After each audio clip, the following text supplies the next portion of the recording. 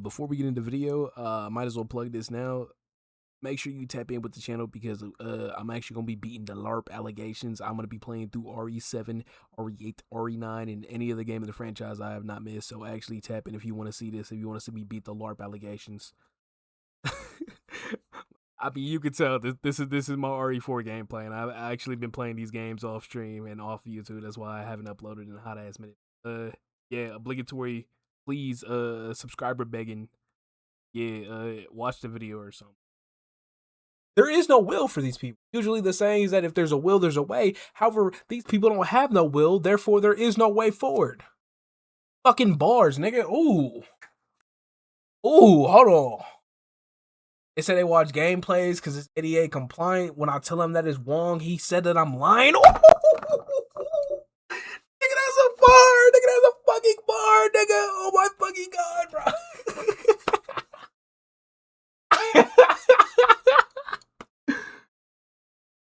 No, but for real, LARPing is the word of the day. You've probably seen it tossed around at people who pretend to be fans of a certain thing. It could be a video game, a movie, manga, especially. You've probably been on TikTok. You've probably been on Twitter. You probably even, I don't even, do they say LARP on Reddit? I wouldn't fucking know because I'm not on Reddit like that. But regardless of that point, LARP has been tossed around. And LARP usually used to refer to live action role playing. Usually this was things that you would see at conventions or large scale reenactments of trying to reenact old things like the Civil War or like the Great American or the American Revolution.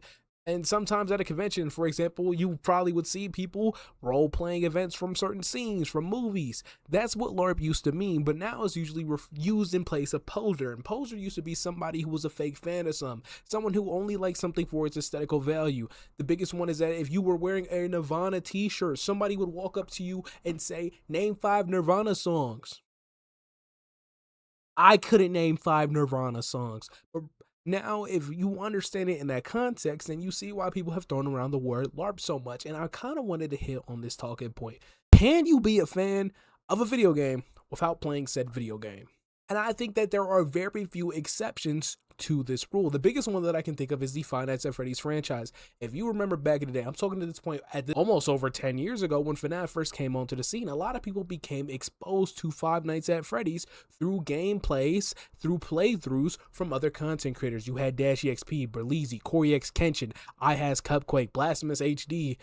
You know him from the I wanna fuck that robot bitch meme, but legitimately fucking up right now. She is such a bad bitch though. I will fuck the shit out of that robot, man. I'm not even.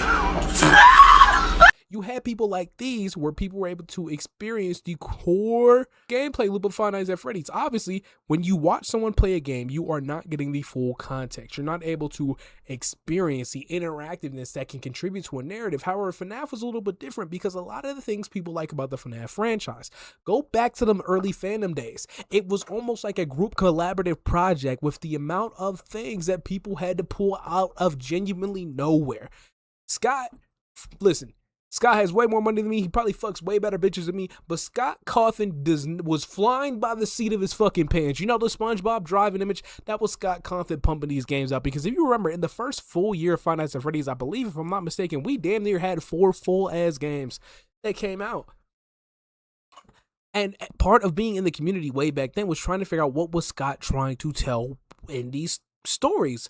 And a lot of that was through analysis, through theory crafting. And all of those did not require you to play the games. These were all supplemental materials. And especially as FNAF began to grow as a franchise with books, comics, fucking probably an audio drama somewhere, it became a bunch of other things. FNAF became multimodal. And back then, I would argue that you didn't need to play the FNAF game to become a fan of Five Nights at Freddy's because the fan base was primarily composed of people trying to figure out what the fuck was going on. Look back at those early theories. Look back at the early gameplay videos. Look back at especially the music, which people love to talk about from that early Five Nights at Freddy's era. A lot of that was the byproduct of a bunch of people being like, you survived 5 nights? Foxy's a pirate.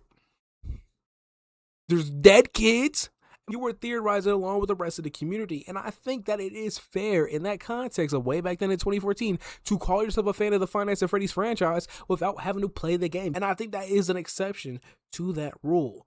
Even though now FNAF has become ultimately way more accessible. FNAF is playable on fucking everything. You could play it on your Nintendo Switch, you could play it on your iPhone, you could probably play it on like a Samsung fridge, and these games are pretty solid ports for the most part. So nowadays, I would look at you a little bit more sideways if you had admitted to me that you had never played one of the Five Nights at Freddy's games. At least one of them, like, fuck, nigga, I remember back before I knew how to acquire things by being on the pirate ship.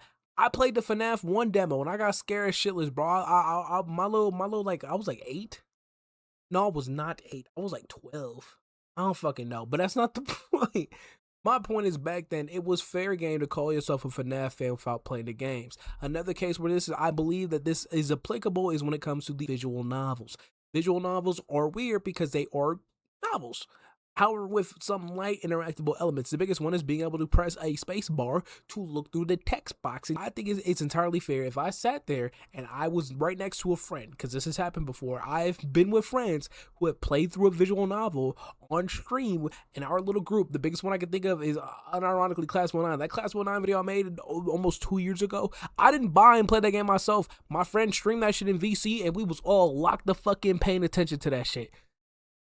It just so happened that it happened to be the flip side and the worst game of the franchise. But beside that point, I think it's also fair to call yourself a fan of a visual novel because, hey, it's a novel first and foremost. And I've seen a lot of people make the false comparison that playing an audiobook, experiencing a story through an audiobook, it is the same as watching a walkthrough. And that's wrong. A lot of authors will allow their books to become audiobooks, meaning that you could also have the story told to you. And I think having something told to you, depending on performances and other dialects, can actually enhance the story in some way, shape, or form.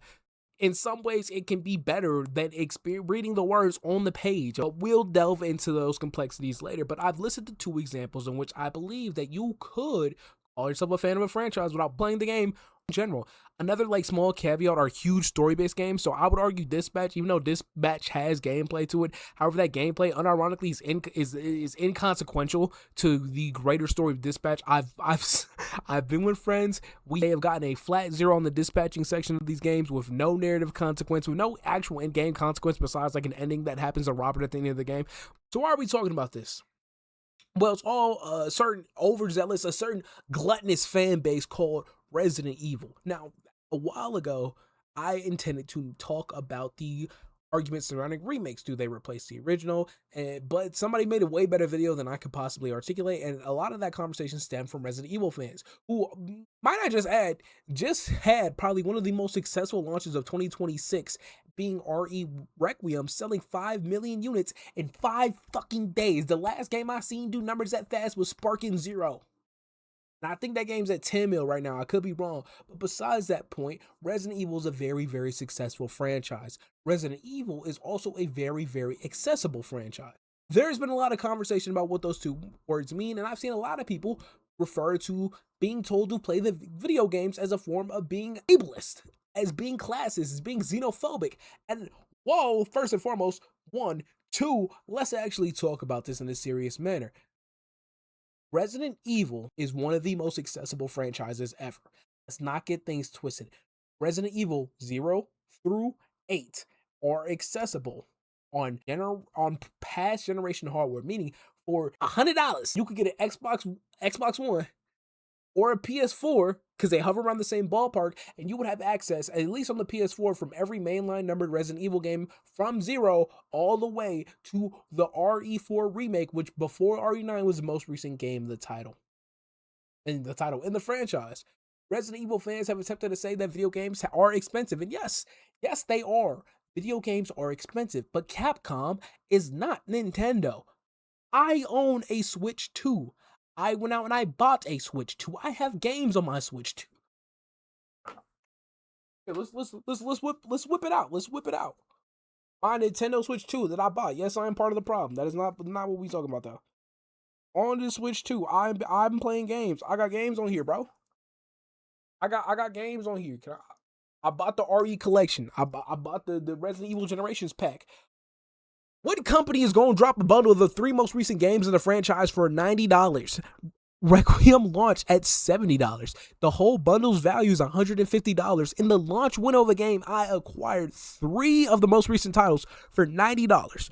In fact, right now, at this very moment, if we were to go ahead and take a look, the entire Resident Evil franchise, with the exception of the 4 remake Requiem, the most recent release in the franchise, I think 7, I ain't looking for 7. All these games are on sale for the price of $5 fucking dollars. For your average venti drink at Starbucks, you could have one of these games. And with the exception of RE2, oh, big fucking whoop, you can get it in a bundle for $14. That includes RE3. RE3 is also the cheapest game on here for 4 schmeckles. So unless you're getting bumfucked by regional pricing, Resident Evil is very accessible compared to something like, off the top of my head, if you wanted to play Sonic and the Black Knight, if you want to play Sonic and the Secret Rings, you better go get out a Wii. And on top of that, you don't need the latest and greatest hardware to play these games. Like I mentioned beforehand, a base model PS4 you could probably snag for about $100, and that is going to give you access through the PSN store the original versions of Resident Evil 1, 2, and 3, along with the remake versions, all on one system. One of my favorite experiences ever going out into the world was when I first started working at Walmart, and I used to have this little Monado necklace. And one day, one of my managers, he notices it, and he's like, "Oh, you got the Monado?" And I was like, "Yeah, I got the Monado." And I was like, "Damn, bro, that's crazy." Because at the time, the Xenoblade 3 DLC was about to come out, the Future Redeem DLC. And I was like, I never had the chance to play 2 because I wanted to own 2 physically. And at the time, Nintendo don't like doing reprints of their most popular selling game, or not most popular, but of some of their games that released a while ago. So copies of Xenoblade 2 was running me about $65 to $70, which is crazy, right? Because I had to buy, pre-owned copies, or the price went up just because the games weren't as accessible. And he was like, "Yo, I got you." So he gave me his copy of Xenoblade 2. My copy of Xenoblade 2 that I have to this day, which ironically enough, I don't have on me because I gave it to another friend so they can experience that game. Because at the time, I skipped Xenoblade 2 because I listened to Twitter niggas who told me the game was bad and had boobs in it. Crazy notion, right? But that game, my experience of that game was because my manager gave me the copy and I was able to play Xenoblade 2 for the first time. And I love that game. I fell in love with it. It goes back and forth with 1 with being one of my favorite games ever made, right? On my top 25, 1 and 2 are fighting for a spot in that top 5.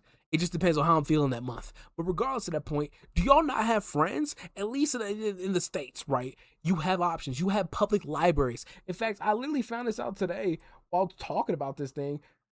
I don't know if y'all know this, but GameFly still exists. GameFly, probably the only last remaining video game rental services. You could get on here and you could rent out. I know that I just said unavailable, but you can get on here and RE2. You could rent these games, and as far as I understand, you just gotta pay that little stupid ass monthly fee. So if you're really strapped for cash, if you really broke about it, you could dead ass buy a launch model PS4 and get these games through GameFly and keep cycling out until you get it. And that's how you minimize the cost. My point being is that when it comes to being these franchises being asked to play a game, if there's a will, there's a way. And a lot of you niggas don't got wills. So therefore, there is no way forward. If you get what I'm saying, you get what I'm picking up, what I'm putting down, okay? That's a fucking bar. Hold on, I think I got another one coming. That boy be watching? Nah, I'm not doing that.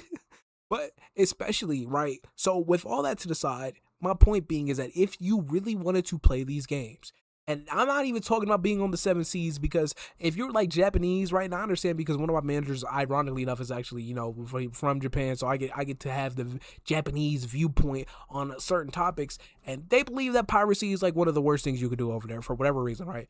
Cool. I just showed you a bunch of ways you can officially acquire these titles and play these games.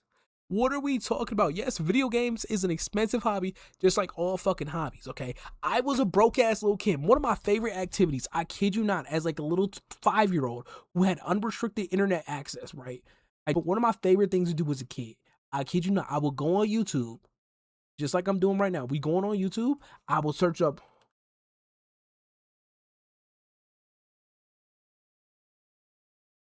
I kid you not, I was dead ass on YouTube. This is what I was doing 11 years ago. If the video was, dude, I kid you not, I was dead ass on this shit, like, oh shit, go that way. Oh fuck, I gotta talk to Eve, bro. That's what I was doing 11 years ago. And I see a lot of people try to talk about watching gameplays and watching walkthroughs are the same experience as being able to play the games. No, the fuck they're not. Because a lot of the times, right, I fully don't believe that y'all are getting on YouTube. I outright do not believe y'all are getting on the YouTube, typing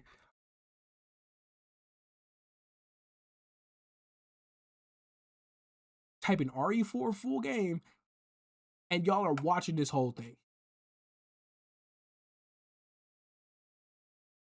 I do not believe y'all are legitimately getting on YouTube and watching niggas watching Resident Evil 4K 60 FPS walkthrough of the whole fucking game. I outright don't believe you. You know why? Because number one, you see how long this shit is? Resident Evil 4 remake gameplay full walkthrough plus DLC. That's 14 hours. With 14 hours, if you had a job, you could probably go out and work and then have the money to be able to play that game. Need I remind you that RE4, RE8, and RE7 are on your fucking iPhone. Where's my phone at? Where's my phone at? Genuinely, the most craziest thing ever in my life was finding this out on my iPhone, right? And granted, I don't have the most recent iPhone. I got an iPhone 13, right? But assuming you have a 15 and up, you see the shit? Resident Evil 4, right there. Resident Evil 2, right there. They got Village on here. You can play these games on your fucking phone. So there is a way. The problem is y'all don't got the will. Y'all don't want to go and experience these games. And that's cool. I wish you would just say that instead of coming up with all these fake reasons. I've seen people try to talk about accessibility and disabilities. One, you don't care about disabled people because if you did, you wouldn't use them as a crutch, as a gotcha to your argument. Now, I've seen people to counter that point brought up Broly Legs. And Broly Legs was this very iconic Street Fighter player who could only play the game by using his mouth. He played Street Fighter 4 using his mouth, and he beat the shit out of Low Tier God, which is crazy as fuck, right? Low Tier God, like, he got to go to the grave knowing he got beat up by Broly Legs. But Broly Legs has said on several occasions to not use his condition as a gotcha for other people. Now, since Broly Legs, I would argue that accessibility options in games have become way better. Especially, I will give Microsoft credit for one thing. Their accessible controllers and shit, fantabulous from what I've heard of the people being able to experience it that way. But my main point is that if there's a will, there's a way. My time of getting into Xenoblade 1, right? My time of getting into Persona 4. Persona 4 was crazy to me because I had a Nintendo Switch and a shitty laptop, so I played it on PCSX. However, I was unable, to play the game on M&K. So you know what I did? I kid you not. I can't find the tweet. Long gone. But I played Persona 4, obviously, not the same, but on my Nintendo Switch 1 Joy-Con. I played that whole game using this control scheme. One hand. I just realized how awful that sounds. But yes, I was playing Persona 4, one Joy-Con, whole game, all the way through. But back to my main point. If there's a will, there's a way, and y'all don't have will, so there is no way forward, bar fully intended. And I just wish people were a little bit more honest about that, especially when it comes to fandom culture, because right? And at some point I wanted to talk about, how you survive fandom culture nowadays. A lot of you niggas are annoying as fuck. A lot of y'all are overbearing and demanding. Look at Gachiakata, for example. Holy shit, bro. I feel bad for that mangaka every time I gotta hear about some bullshit that's going on in that community. But a lot of y'all are loud, obnoxious, and annoying. The K-popification of fandom spaces since the big 2020 has been a detriment to really everyone involved. And that's not okay. I just wish that people were a little bit more honest and forward. If I ask you if you played the game in the franchise, you just be honest and say you have no interest in playing the game, because that tells me I have no purpose in talking about this franchise with you, because I only want to discuss things like the Resident Evil franchise with niggas who actively play the fucking games. And I've seen this topic come up with multimodal franchises. Whether you like it or not, Sonic the Hedgehog is a multimodal franchise. Sonic had the longest running comic for a video game character. Even if the Archie run had damn near fuck all to do with it, it was still a long running thing that brought in a bunch of people who like that specific aspect of the franchise. The TV shows, I got put on to Sonic probably through Sonic X. people, little kids, are probably watching Sonic Prime on TV, and it's like, damn, bro, this shit crazy. Like, I'm like, damn, I really fuck with these characters, bro. I fuck with the animated side of Sonic. The same way the movie saved this damn franchise by bringing in a wave of renewed interest, whether you like it or not. You can sit here and say it was only Frontiers that brought back the franchise, ignoring the success of the first 2 Sonic movies. Stop lying to yourself. It is okay to be a fan of an intellectual property and only like specific things within that intellectual property. That's okay, but don't sit here and try to talk to me like you played these fucking games before. And if somebody asks you to play the games and you don't want to, just say that shit. There's no reason for you to come up with a bunch of fake ass bullshit reasons that you yourself don't believe in when it comes to playing a video game. A lot of franchises are accessible depending on how you want it. Now, for games that are genuinely stuck on consoles like the DS or stuck on shit like the N64, damn, fuck, bro. I'm so sorry for your loss, bro. I hope you get that remake, and hopefully it isn't a 2-pack of ass. But I just wanted to get on here and yap about that because Resident Evil fans been pissing me the fuck off about this narrative. And in case you've been wondering where I've been, is actually because, funnily enough, I have been playing Resident Evil. I've been gone for over a month because I've been playing RE2 and RE4. And the video footage you've seen is from my RE4 playthrough. So if it looks like ass, that's fucking why. Because I played this shit on the Switch. Because I needed games. Yeah.